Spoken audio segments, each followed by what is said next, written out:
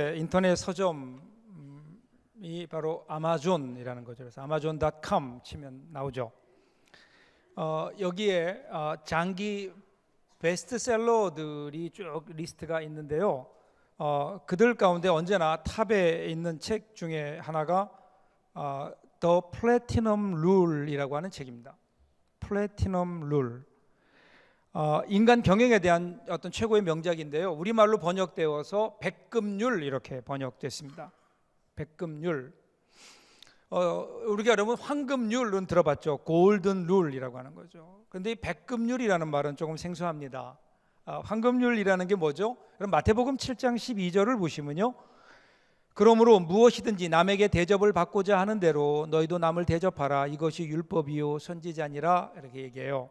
그러니까 대접을 받고자 하는 대로 남을 대접해라. 이게 뭐예요? 이게 황금률입니다. 그러니까 내가 칭찬받기를 원하면 어떻게 해야 될까요? 내가 칭찬하면 돼요. 내가 섬김을 받기를 원하면 내가 먼저 섬기는 거예요. 이게 황금률입니다. 그런데요, 백금률은요, 여기에서 한 걸음 더 나갑니다. 그를 사랑하되 그를 섬기되 내 방식이 아니라 그 사람이 원하는 방식대로 섬기고 사랑하는 겁니다. 여러분, 사람마다 욕구와 성향과 기질이 다르잖아요. 모든 게 다르잖아요. 내가 사랑한다고 하면서 내 관점에서 내 생각으로 내 기준으로 그 사람을 사랑하면 과연 그 사랑이 그 사람에게 제대로 전달이 될까?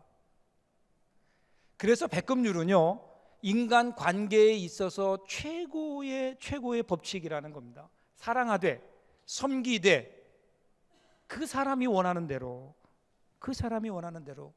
내 수준이 아니라 그 사람 수준에서, 내가 좋아하는 것이 아니라 그 사람이 좋아하는 것으로. 여러분, 이것이 성숙한 사랑이 아닐까요? 부모와 자녀의 관계를 보면 그래요. 여러분, 이 세상에 자녀를 사랑하지 않는 부모가 어디 있겠어요? 사랑하죠. 자, 그런데 그 사랑하는 만큼 아픔과 상처가 큰 것도 보면 부모와 자녀의 사이가 아닐까? 왜 그럴까요? 왜 사랑하는데 행복하지 못하고 서로 상처를 주게 될까요? 그것은요, 내가 원하는 대로 사랑하기 때문이 아닐까? 내가 사랑하는 사람, 내 자녀와 내가 사랑하는 사람의 입장은 헤아려 보지 않고 그냥 내가 원하는 대로 내 방식대로 사랑하니까 그 사랑이 내가 사랑하는 그 사람에게 부담이 될 수 있다는 거죠. 우리 신앙은 어떨까요? 우리 하나님과의 관계도 마찬가지 아닐까요? 하나님과의 관계가 신앙이죠. 하나님을 사랑한다 그래요? 여기 그러니까 오셨잖아요. 하나님을 사랑한다고 하면서 여전히 내가 원하는 방식대로 내가 좋아하는 것으로 하나님을 사랑하고 있지 않은가? 정말 우리가 하나님을 사랑한다면 백금률의 그런 마음으로 하나님이 정말 좋아하시는 것은 무엇인지, 하나님이 정말 기뻐하시는 것은 무엇인지, 이것을 생각하는 것, 이것이 성숙한 신앙이 아닐까? 때때로 보면 우리는 내가 원하는 방식대로, 내가 생각하는 대로, 내가 이렇게 하나님을 사랑한다고 하나님 앞에 밀어붙이고 있는 것은 아닐까? 그래서 어쩌면 우리 신앙이 덜 행복한지도 모르겠어요. 오늘 여러분 어떻습니까? 여러분은 어떻게 하나님을 사랑하고 계십니까? 오늘 본문을 보시면 솔로몬의 내용이 나오죠. 솔로몬 누구보다도 하나님을 사랑했던 사람이에요. 오늘 읽은 말씀은 이스라엘 왕이었던 솔로몬이 성전을 완공한 후의 일들을 기록하고 있습니다. 성전 공사가 끝난 다음에 거창한 봉헌 예식을 가졌어요. 하나님의 언약궤를 성전에 모셨습니다. 봉헌 기도를 드리고 잔치를 열어서 축하합니다. 그래서 오늘이 9장인데요. 바로 전장인 8장 63절을 보시면 솔로몬이 화목제에 희생제물을 드렸으니 곧 여호와께 드린 소가 2만 2천 마리요 양이 12만 마리라. 이와 같이 왕과 모든 이스라엘 자손이 여호와의 성전에 봉헌식을 행하였는데, 어마어마한 거죠. 여러분, 너무 크니까 여러분 놀라지도 않으시네요. 성전 봉헌식이 자연히 14일간이나 진행되었습니다. 이렇게 거창한 성전 봉헌식이 끝난 다음에 그러면 이제는 봉헌식이 끝났잖아요. 그러면 누구 차례일까? 하나님이 응답하실 차례입니다. 그래서 하나님께서 응답하시는 게 오늘 본문이에요. 1절 보십시오. 솔로몬이 여호와의 성전과 왕국 건축하기를 마치며 자기가 이루기를 원하던 모든 것을 마친 때, 이 말씀이 지금 솔로몬이 성전과 왕궁 건축을 했어요. 특별히 성전 건축을 했어요. 이 성전 건축에 대한 하나님의 평가가 여기 나와요. 그 평가가 어떤 거라고요? 하나님의 소원을 솔로몬이 다 이루었다가 아니라 오히려 솔로몬은 자기가 원하는 모든 것을 마친 때에 이렇게 기록하고 있습니다. 결국 이 솔로몬이 성전을 지었던 것이 누구의 소원이었는가? 그러면 하나님과는 상관없던 자기가 원하는 것이었다는 거예요. 여기 솔로몬이 원하는 모든 욕망을 채운 후 이렇게 나와요. 자기가 이루기를 원하던 모든 것, 여기에 원하다라는 말에 원래 히브리어를 보면 하페츠라는 단어예요. 이 단어는 즐거워하다라는 뜻을 가지고 있습니다. 그런데 이 단어가 쓰인 곳을 보면요, 굉장히 강하게 쓰여요. 예를 들면요, 창세기 34장 8절을 보시면 하몰이 그들에게 이르되 내 아들 세겜이 마음으로 너희 딸을 연연하여 하니 원컨대 그를 세겜에게 주어 아내로 삼게 하라, 이렇게 얘기합니다. 여기 보면 우리 믿음의 조상이었죠. 그 야곱의 딸이었던 디나가 밖에 마시를 나갔다가 그 지역의 그 책임자의 아들이었던 세겜의 눈에 띄게 되는데 세겜이 한눈에 반한 거예요. 한눈에 반했어요. 그래서 그를 억지로 취합니다. 근데 여기에 나오는 대로 딸을 연연하여 했다라고 하는 말, 이 말이 바로 하페츠라는 말인데요. 그러니까 남성이 여성에게 느끼는 사랑, 즉 세겜이 야곱의 딸을 보면서 느꼈던 강한 애착, 강렬한 욕망, 이것이 바로 오늘 솔로몬에게 쓰였던 그 하페츠라는 말이에요. 자기가 원하는 것, 이것입니다. 그러므로 여기는 자기가 이루기 원하는 모든 것이라는 말은 솔로몬이 애착을 가지고 강력하게 원했던 자기의 욕망이라고 해석할 수 있습니다. 허무해요. 자, 잘 보세요. 지금 솔로몬이 성전을 건축했다고요. 이건 누가 보아도 이거는 하나님의 일이에요. 거룩한 일이에요. 누가 보아도 저 사람은 하나님의 일을 하고 있구나라고 생각하고 있어요. 하나님의 일처럼 보입니다. 그런데 하나님이 내리는 평가는 뭔가 하면요, 자기의 일인 거예요. 자기의 욕심인 거예요. 솔로몬의 일인 거예요. 좀 더 직설적으로 이야기하면은요, 솔로몬이 성전을 지었어요. 그런데 하나님이 뭐라고 말씀하시는가 하면, 야, 그거 나하고 상관없다는 거예요. 이것이 여러분 하나님의 솔로몬을 향한 경고였고요, 그리고 성전 건축에 대한 평가였다고요. 이 말씀을 읽으면서 제 마음이 굉장히 무거웠어요. 왜냐하면 여러분, 저는 목사잖아요. 목사니까 목사는 누가 봐도 하나님의 일을 하는 사람이잖아요. 아닌가요? 제가 하나님의 일을 한다고 해요. 신방하고요, 설교 준비하고요, 기도하고요, 성도들 만나서 상담하고요, 교회 여러 가지 일들을 처리해요. 하나님의 일을 하는 사람처럼 보이는 거예요. 그런데 과연 그런가? 과연 나는 그런가? 나는 지금 내가 정말 하나님의 일을 하고 있는가? 정직하게 물어보면요, 정말 두려워요.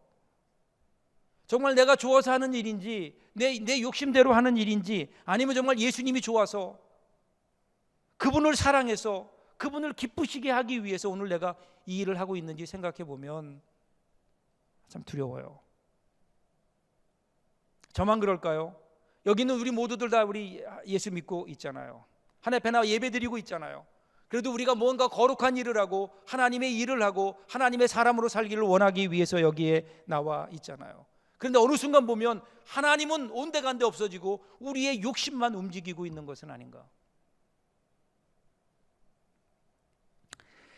그 교회 역사에 보면 재밌는 이야기들이 있는데 그 중에 하나가 이런 게 있어요. 어느 수도원에서, 옛날 중세 시대의 수도원에서, 거기서 수도하고 있던 3명의 수도사들이 모였어요. 모여서 무슨 얘기가 나왔는가 하면, 자, 우리에게 물질이 있는데 그 물질이 어떤 것은 하나님의 것은 어떤 것이고 우리의 것은 어떤 것인가? 뭐가 하나님의 것인가? 여기에 대한 그 구별하는 방법이 뭔가? 수도사에 대해서 서로 토론을 했어요. 그러니까 그 중에 한 수도사가 뭐라고 얘기하는가 하면요, 돈을 가져오더니 죄송합니다, 가운데 금을 쫙 꺼요. 앞에다가 땅에다 금을 쫙 긋고, 나는 내가 가지고 있는 돈을 그 금을 거놓고 돈을 뿌린대요. 뿌려서 오른쪽에 떨어지는 것은 내 돈이고 왼쪽에 떨어진 것은 하나님 돈이래요. 돈이 아마 주로 다 오른쪽에 있을 거예요. 그랬더니 옆에 있던 한 수도사가 얘기하기를, 자기는 그렇지 않다고, 자기는 동그라미를 거놓고 하늘을 향해 던진대요. 그러면 그 동그라미 안에 떨어진 건 하나님의 돈이고 나머진 자기 돈이래요. 세 번째 수도사가 나서더니 뭐라고 얘기하는가 하면, 뭘 이렇게 복잡하게 하냐고, 나는 성서적으로 한다고. 돈을 가지고 하늘을 향해 던진대요. 그리고 얘기하기를, 다 하나님의 것입니다. 하나님이 필요한 건 가져가시고 필요 없는 것은 저에게 주시옵소서. 그래, 땅에 떨어진 게 다 자기 거래요. 누가 웃자고 만든 이야기인 것 같아요. 그런데 우리는 이 하나님의 것을 이야기하고 있어요. 무엇이 하나님의 것인가를 얘기하면서 사실은 뭔가요? 사실은 욕심이에요. 이 구별함이라는 말 속에 우리의 욕심이 숨어 있는 것을 지적하는 이야기 아닐까요? 긴장하십시오. 우리가 하나님의 일을 한다고 하면서, 하나님을 믿는다고 하면서 우리 가운데 이 욕심이 여전히 살아 있습니다. 이 욕심대로 움직여가면 망하는 겁니다. 자, 2절로 넘어가 봅니다. 2절 보시면요, 여호와께서 전에 기브온에서 나타나신 같이 다시 솔로몬에게 나타나사, 이렇게 나와요. 전에 기브온에서 나타나셨다. 이거는 일천번제 드린 거예요. 여러분, 열왕기상 3장에서 우리 같이 보았죠. 일천번제를 드리고 제사를 드렸던 장소가 기브온입니다. 그리고 그날 밤 꿈에 하나님이 나타나셨어요. 그런데 지금 9장에 와서도 하나님이 두 번째 솔로몬에게 나타나시는데, 그때도 기브온에서와 같이, 그러니까 뭐예요? 꿈이에요. 그렇게 우리들이 유추해 볼 수 있습니다. 꿈에 나타나셨다. 이것을 우회적으로 표현해 주고 있어요. 하나님이 꿈에 나타나서 들려주는 음성이에요. 말씀을 들어보십시오.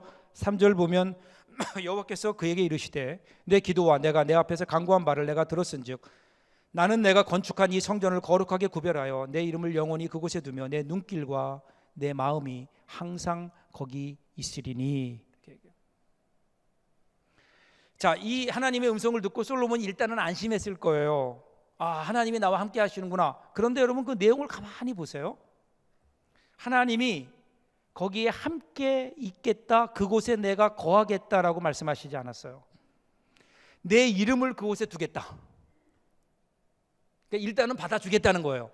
너의 정성을 내 받아주마. 그런데 그 다음이 중요해요. 내 눈길과 내 마음이 항상 거기 있으리니. 물론 축복이에요. 근데 꼭 축복만일까요? 하나님 보시겠다는 거예요. 내 마음과 눈길을 거기에 두고 그 다음에 뭐예요? 네가 하는 것을 보겠다라는 거예요. 지켜보겠다라는 거예요. 이 말에 솔로몬이 긴장했을 겁니다. 자, 4절 5절 보세요. 내가 만일 내 아버지 다윗이 행함같이 마음을 온전히 하고 바르게 하여 내 앞에서 행하며 내가 내게 명령한 대로 온갖 일에 순종하여 내 법도와 율례를 지키면 내가 내 아버지 다윗에게 말하기를 이스라엘의 왕위에 오를 사람이 내게서 끊어지지 아니하리라 한 대로 내 이스라엘의 왕위를 영원히 견고하게 하려니와. 자, 4절 이하에 보시면요, 이 만일이라고 하는 단어가 두 번 나와요. 그 첫 번째가 읽었던 4절입니다. 네가 만약에 다윗처럼, 너의 아버지 다윗처럼 법도와 율례를 지킨다면 그러면 걱정 마라, 내가 너를 축복하겠다는 거예요. 다윗에게 주었던 축복을 내가 너에게 그대로 주겠다 라는 약속입니다. 그리고 나서 그 다음에 6절 7절을 보세요. 만일 너희나 너희의 자손이 아주 돌아서서 나를 따르지 아니하며 내가 너희 앞에 둔 나의 계명과 법도를 지키지 아니하고 가서 다른 신을 섬겨 그것을 경배하면 내가 이스라엘을 내가 그들에게 준 땅에서 끊어버릴 것이요 내 이름을 위하여 내가 거룩하게 구별한 이 성전이라도 내 앞에서 던져버리리니 이스라엘은 모든 민족 가운데에서 속담거리와 이야기거리가 될 것이며. 죄송합니다. 두 번째 만일이 나오잖아요. 두 번째 만일은 부정적인 거예요. 첫 번째는 네가 순종하면 그랬는데 지금은 순종하지 않으면. 그래서 만일 솔로몬과 이스라엘 민족이 하나님을 따르지 않고 다른 신을 섬겨서 돌아서면 그럼 하나님이 끊어버리겠다는 거예요. 더욱 중요한 것은 내가 거룩하게 구별한 이 성전이라도 내 앞에서 던져버릴 것이다. 내 앞에서라는 말은요, 원어를 보면 목전에서 그런 거예요. 목전에서. 하나님이 뒤돌아서시는 게 아니에요. 하나님이 돌아보세요. 그리고 하나님이 그거 성전 집어서 던져버리시겠다라는 겁니다. 다른 말로 얘기하면 관계를 끊어버리겠다라는 거예요. 그러면서 그것을 꿈에서 어떻게 하나님이 표현하시는 줄 아세요? 8절 9절 보세요. 이 성전이 높을지라도 지나가는 자마다 놀라며 비웃어 이르되 여호와께서 무슨 까닭으로 이 땅과 이 성전에 이같이 행하셨는고 하면 대답하기를 그들이 그들의 조상들을 애굽 땅에서 인도해 내신 그들의 하나님 여호와를 버리고 다른 신을 따라가서 그를 경배하여 섬김으로 여호와께서 이 모든 재앙을 그들에게 내리심이라. 여러분, 하나님이 참 모지세요. 보세요, 여러분. 지금 솔로몬이 7년 동안 열심으로 성전을 지었잖아요. 그리고 성전을 하나님께 봉헌했다고요. 그런데 봉헌한 그날 밤에 꿈에 나타나셔서 뭘 보여주세요? 무너지는 꿈을 보여주시는 거예요. 성전이 무너지는 꿈을. 그럼에도 불구하고 왜 하나님께서 이렇게 그런 꿈을 보여주실 수밖에 없는가? 왜 이렇게 말씀하실 수밖에 없는가? 그러면 지금 성전 뒤에 숨어 있는 솔로몬의 욕심이에요. 욕심. 솔로몬의 욕망이 있는 거예요. 자신이 그렇게 오랫동안 공들여서 지은 성전, 그것 하루아침에 무너질 수 있다는 겁니다. 그것이 문제가 아니라는 거예요. 지금 너 안에 있는 그 욕심을 내려놓고 하나님 말씀대로 나의 뜻대로 율례와 법도를 지키지 않으면 네가 성전을 100개 짓는다고 하더라도 나와 상관이 없다는 거예요. 그 가운데는 욕심이 있다고요. 욕심대로 살면 다 망해요. 여러분, 사람들이 왜 이렇게 복잡하게 살까요? 왜 이 세상이 갈수록 어려워질까요? 욕심대로 살아서 그런 거 아닐까요? 성경이 뭐라 그래요? 욕심이 잉태한 즉 죄를 낳고 죄가 쌓이면 죽는 거예요. 사망이에요. 욕심을 지적하고 있습니다. 욕심대로 살면 안 됩니다. 신앙인은요, 욕심대로 사는 것이 아니라 하나님의 말씀대로 사는 사람들 아닐까요? 그래서 여러분, 이 만일이라고 하는 이 두 가지 만일이 나오는데 여기에 공통적으로 나오는 기준이 있어요. 그 기준이 뭐예요? 하나님 말씀이에요. 율례와 법도를 지키면, 하나님 말씀에 순종하면 그런 거예요. 그래서 여러분, 4절이 중요해요. 4절을 다시 보세요. 내가 만일 내 아버지 다윗이 행한 같이 마음을 온전히 하고 바르게 하여 내 앞에서 행하며 내가 내게 명령한 대로 온갖 일에 순종하여 내 법도와 율례를 지키면, 이렇게 나와요. 기준이 있어요. 기준이 뭐냐면 다윗이에요. 여러분, 열왕기를 보면, 열왕기 전체를 보면 이스라엘에 왕들이 많은데 그 왕 가운데는요, 나쁜 왕이 있고요, 좋은 왕이 있어요. 좋은 왕은 별로 없어요. 근데 나쁜 왕과 좋은 왕을 구별하는 기준이 뭐냐? 다윗이에요. 다윗처럼 살면 좋은 왕이에요. 다윗처럼 살지 않으면 나쁜 왕이 되는 거예요. 그렇다면 도대체 하나님은 다윗에게 무엇이 있었기에 다윗을 기준으로 세우셨을까? 여러분, 성경을 보면 성경은 의인은 없나니 하나도 없다 그랬잖아요. 이 세상에 완전한 사람이 어디 있어요? 그럼에도 불구하고 성경이 왜 다윗을 그 온전함의 기준으로 세울까요? 성경에 보면 온전하다라고 하나님 평가를 내리시는 사람들이 몇 사람이 있어요. 그 가운데 하나가 노아죠. 창세기 6장 9절을 보면 노아의 사적은 이러하니라. 노아는 의인이요 당세의 완전한 자라. 그가 하나님과 동행하였으며. 하나님 앞에 완전한 자가 노아예요. 그런데 어떻게 노아가 완전한 자가 되었는가? 노아도 실수가 많았거든요. 그 뒤에 이어지는 8절을 보면 그러나 노아는 하나님께 은혜를 입었더라. 이렇게 나와요. 은혜를 입었더라. 은혜가 나오는 거예요. 여러분, 우리의 온전함, 내가 의인이 되고 온전함이 되는 것은 나의 행위에 있는 것이 아니라 하나님의 은혜에 있는 거예요. 여호와께 은혜를 입었기에 그가 온전한 자가 되는 거예요. 바꿔 얘기하면 그 은혜를 아는 사람인 거예요. 자기가 아니에요. 자기의 노력으로 되는 것이 아님을 알고 있어요. 그래서 하나님 앞에 엎드릴 수밖에 없고 하나님 앞에 무릎 꿇을 수밖에 없고 하나님의 은혜가 아니면 살 수 없기 때문에 하나님께서 베풀어 주신 은혜에 감사하며 사는 사람, 은혜를 기억하는 사람, 여러분, 이 사람은 성경은 온전한 사람이다 이렇게 얘기하는 거예요. 유대인의 전승에 보면요, 다윗 왕의 이야기가 많이 나와요. 그 가운데 하나가 다윗이 왕궁을 지으면서 거기에 비밀리에 방을 하나 만들었대요. 그리고 가끔 가다가 거기에 가서 한동안 있다가 나오는 거예요.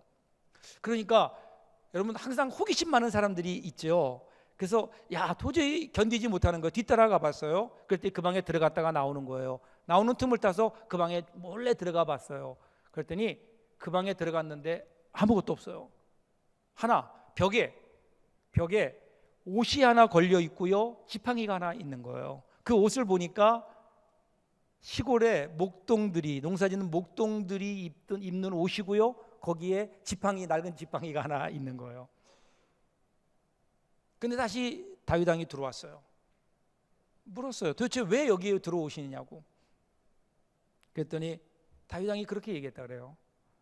나는 내가 누구인지를 잊지 않기 위해서, 내가 왕이 되기 전에 목동으로 있을 때에, 아무것도 아닌 시골의 목동으로 있을 때에 그때를 내가 기억하기 위해서, 오늘 내가 나된 것은, 내가 오늘 왕이 된 것은 하나님의 은혜라는 하나님의 은혜를 잊지 않기 위해서 그것을 걸어두고 마음이 교만해질 때면, 마음이 산란해질 때면 그 방에 들어와서 그것을 보면서 하나님의 은혜를 생각한다는 거예요.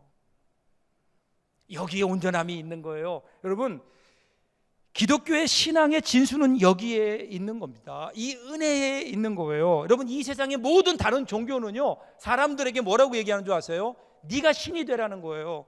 네가 좀 더 착하게 살라는 거예요. 신이 되라고 합니다. 그래서 무엇을 행해야 되고요, 그리고 무엇을 바쳐야 되고요, 고행해야 되고요, 신이 되라고 하는 겁니다. 그런데 기독교는 달라요. 하나님은 한 번도 우리에게 신이 되라고, 하나님이 되라고 말씀하신 적이 없어요. 오히려 하나님이 되는 것은 하나님에 대한 반역입니다. 왜냐하면 그것은 불가능한 일이기 때문에. 불가능한 일이에요. 오히려 하나님은 그래서 인간이 되십니다. 하나님이 사람이 되십니다. 우리가 하나님께 나올 수 없기 때문에 하나님께서 인간의 몸을 입으시고 우리에게 오셨어요. 그분이 예수님이에요. 예수님이 이 땅에 오셔서 무엇 하셨나요? 십자가에 죽으셨어요. 십자가에 죽어주심으로 하나님과 우리 사이, 오랫동안 하나님과 우리 사이를 막고 있었던 십자가라고 죄의 장벽을 허무셨어요. 죄를 허무시고 우리로 하여금 구원의 자리에 나올 수 있도록, 하나님께 나올 수 있도록. 여러분, 기독교 신앙은 여기서 시작한다니까요. 나의 열심이 아닌 거예요. 나의 행위가 아니에요. 하나님께서 우리에게 베풀어 주신 그 은혜를 아는 것으로부터 시작하는 겁니다. 그래서 기독교의 신앙은 목적으로 움직이는 게 아니라 결과로 움직이는 겁니다. 하나님이 은혜를 주셨어요. 하나님이 우리에게 주신 그 은혜를 아는 거예요. 이것이 기독교 신앙의 시작이에요. 그리고 그 은혜에 감사해서 그 다음에 은혜에 합당한 자로 거기에 합당한 열매를 맺으며 살아가는 것, 여러분, 이것이 여러분 기독교 신앙인 겁니다. 여기에서 여러분 미신과 신앙의 차이점이 드러나게 됩니다. 미신은 뭘까요? 미신은 자기를 위해 신을 섬기는 거예요. 신은 사실 없어요. 신은 이름일 뿐 사실은 자기가 만들어낸 겁니다. 그래서 여러분, 미신을 따르는 분들, 섬기는 분들 가만히 보세요. 자기 뜻대로 이루어지지 않으면 어떻게 하나요? 뒤도 안 돌아보고 돌아서요. 애초부터 없었어요. 여러분, 교회 다니시기 전에 점치러 아니면 혹시 무당에게 가보신 분들 이 가운데 분명히 있을 줄 알아요. 아닌 척하고 있지만 제가 딱 보니까 있어요. 무당을 찾아간 사람들 가만히 보세요. 가서 그분들이요, 무당 앞에 막 이렇게 기도하고 절하는 거 보면요, 그 절절함이라고 하는 것은 오늘 여러분이 여기서 하나님께 기도드리는 것과는 비교할 수가 없어요. 정말 경건해 보이기까지 해요. 굿을 잘하는 용한 무당에게 가서, 한번 여러분 무당에게 가서 그 굿을 하면 주는 돈이요, 여러분들이 교회 헌금하는 거하고는 비교가 안 돼요. 어쩌다가 그 용한 무당이라고 하는 사람이 부적을 하나 써주면요, 그것 가지고 와서 그 무당이 말하는 대로 그대로 순종하는 거 보면요, 오늘 여러분들이 하나님 말씀에 순종하는 것과는 비교도 안 돼요. 그렇지만 그럼에도 불구하고 우리는 그들을 향해서 정말 경건한 신앙인이라고 얘기하지 않는 거예요. 그냥 미신 믿는 사람이에요. 미신 쫓는 거예요. 왜냐하면 그 신앙이 아니기 때문에. 미신이라는 것은 자기가 가지고 있는 돈이나 능력이나 이런 재주를 가지고 신의 마음을 달래서 자기 욕심을 성취하는 거라고요. 그 신이 누구인지는 관계하지 않아요. 자신이 변하지도 않아요. 자신은 그대로 있는 거예요. 그냥 내 욕심만 채우는 거예요. 이게 미신이에요. 이에 반해 신앙은 뭘까요? 여러분, 기독교 신앙은 그렇지 않잖아요. 내가 원하는 것을 이루는 것이 아니에요. 하나님께서 나를 창조하셨고 나를 통해 이루고자 하는 하나님의 뜻이 무엇인가, 이것을 먼저 깨닫는 거예요. 그리고 나를 쳐서 복종시키며 내 속에 있는 욕심을 내려놓고 하나님이 원하시는 그 일을 향해 그 하나님의 뜻에 맞추며 그 앞을 향해 나아가는 거예요. 그러므로 여러분, 내 자신의 변화를 수반하지 않는 신앙이라는 것은 미신에 지나지 않아요. 오늘날 여러분, 한국교회 안에도 보면 하나님을 섬긴다고 하면서 여전히 미신의 수준에 머물러 있는 사람들이 얼마나 많은지 몰라요. 그러다 보니까 하나님과 우리의 관계가 깊어지지 않아요. 하나님이 우리에게 원하시는 것은요, 우리의 마음이에요. 성전이 아니에요. 눈에 보이는 성전 지어 바치는 게 아니라고요. 그것은 우리의 욕심으로 얼마든지 할 수 있어요. 하나님은 오히려 그 욕심을 내려놓고 내 앞에 나와서 나와 교제하자는 거예요. 내 뜻이 무엇인지를 좀 제대로 알고 정말 하나님을 기쁘게 하는 것이 무엇인지를 깨달아서 하나님을 기쁘시게 하는 삶을 살아야죠. 그래서 여러분, 기독교 신앙은 우리의 뜻이 이루어지는 것이 아닙니다. 하나님의 뜻이 이루어지는 것이 기쁨이 되는 거죠. 그래서 여러분, 우리는요, 내가 무엇을 얻느냐라는 것에 초점이 있는 게 아니에요. 내가 얼마나 하나님께 나아가느냐, 얼마나 내가 하나님 마음을 향해 깊게 들어가느냐, 하나님의 뜻이 어디 있는가를 내가 얼마나 알게 되느냐, 이것이 우리의 기독교 신앙의 내용이 아닐까요? 사랑하는 여러분, 인생의 마지막 순간에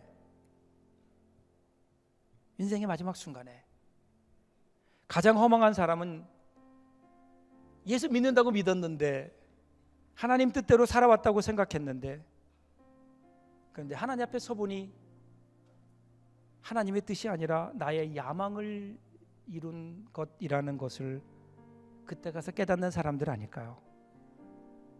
우리가 여러분 열심히 신앙생활 했어요. 그런데 하나님 앞에 갔는데 하나님이 나하고 상관없다고 하시면, 네 욕심이라고 하시면, 제가 이걸 깨달았어요. 목회하면서 어느 순간 내 안에 혹시 소명을 가장한 야망이 있는 것은 아닐까? 말은 하나님을 위해서, 하나님의 영광을 위해서 한다고 하면서 나의 속마음 속에는 나의 욕심과 야망, 이 하페츠, 이것이 있지 않았는가? 그 이후부터 저는 모든 일을 하기 전에 항상 이것을 물어요. 묻는 버릇이 생겼어요. 이것이 하나님의 영광을 위한 것인가? 아니면 나의 영광과 자랑과 유익을 위한 것인가? 여러분, 개인적으로 이게 저에게 제일 어려운 문제인 것 같아요. 나도 모르게 속아 넘어갈 때가 있어요. 하나님의 영광이라고 얘기하면서 나도 모르게 나의 욕심이, 내 마음속에 아직도 살아있는 그 원죄, 다시 말해 내가 주인이 되려고 하는 그 마음이 내 속에 있어서 나도 모르게 욕심들이 올라와요. 그것을 내려놓는 것, 나를 부인하는 것, 내 욕심을 좀 내려놓는 것, 이것이 하나님께서 우리에게 원하시는 일이 아닐까요? 우리 신앙생활 오래 했잖아요. 그런데 과연 오늘 우리의 삶은 어떤지, 혹시 내 안에 오늘 하나님께서 솔로몬을 향하여 지적하시는 이 하페츠가 있는 것은 아닌지 하나님 앞에 내어놓고 우리의 남은 삶은 우리의 욕심대로 살아가는 삶이 아니라 하나님의 뜻을 이루며 살아가는 복된 삶이 되면 얼마나 좋을까요? 오늘 저와 여러분들에게 이 귀한 신앙의 삶이 다시 한번 열려지시기를 주님의 이름으로 축복합니다. 기도하겠습니다.